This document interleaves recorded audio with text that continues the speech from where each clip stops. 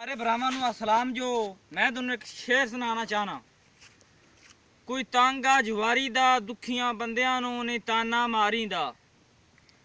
चावल बेलैनी जदू तेरे वाले मुंह दे ना बूए अंदरों दे लैनी। निब्बू जोड़िया ते रस गौनी जे अड्डे ते गया ते बस कौनी।